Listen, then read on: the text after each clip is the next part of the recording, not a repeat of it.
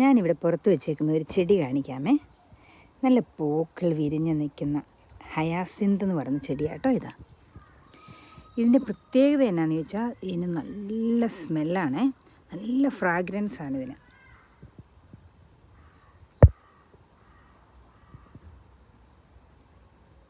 ഇതുണ്ട്, എല്ലാ വർഷവും മാർച്ച് മാസം ആകുമ്പോൾ ഇതിങ്ങനെ വളർന്നു വരും. ഇതിന് ട്യൂബറാണേ.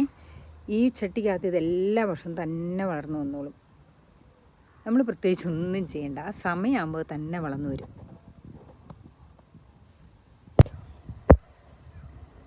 ഇത് വേറെ ഒരെണ്ണമാണേ. ഇത് അതിൻ്റെ തന്നെ ഒരു ചെറിയ ചട്ടി ഞാൻ വെച്ചിരുന്നതാണേ. ഇത് പൂവുണ്ടായത് മാർച്ച് ആദ്യം തന്നെ ഉണ്ടായതായിരുന്നു. അതുകൊണ്ട് അതിൻ്റെ കുറച്ചൊക്കെ ഉണങ്ങാൻ തുടങ്ങി പൂക്കൾ. ഒരു മാസത്തോളം ഈ പൂക്കൾ ഇങ്ങനെ നിൽക്കും കേട്ടോ.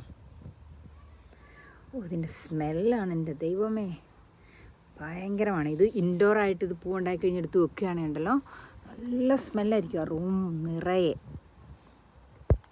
എനിക്ക് ഈ പൂ ഇഷ്ടപ്പെടാൻ തന്നെ കാരണം ഇതിൻ്റെ ഫ്രാഗ്രൻസ് കൊണ്ടാണ്. വളരെ ഷോർട്ട് സമയത്തേക്ക് മാത്രമേ ഇതിൻ്റെ പൂക്കളുള്ളൂ എങ്കിലും ആ സമയത്ത് നമ്മളെ നല്ല സ്മെല്ല് കൊണ്ട് നമ്മളെ ഉന്മാദമാക്കുന്ന സ്മെല്ലാട്ടോ അതിന്.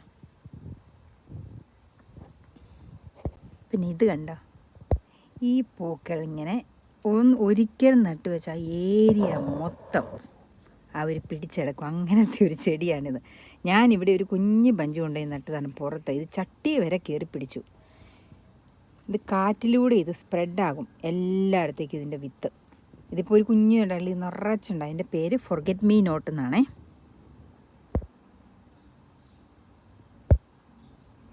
കണ്ടത് ഇതിലെല്ലാം ഉണ്ടായി വരുന്നുണ്ട്. ഞാനതെല്ലാം പറിച്ച് കളയുക, കാരണം ഇത്രയും എനിക്ക് പറ്റത്തില്ല.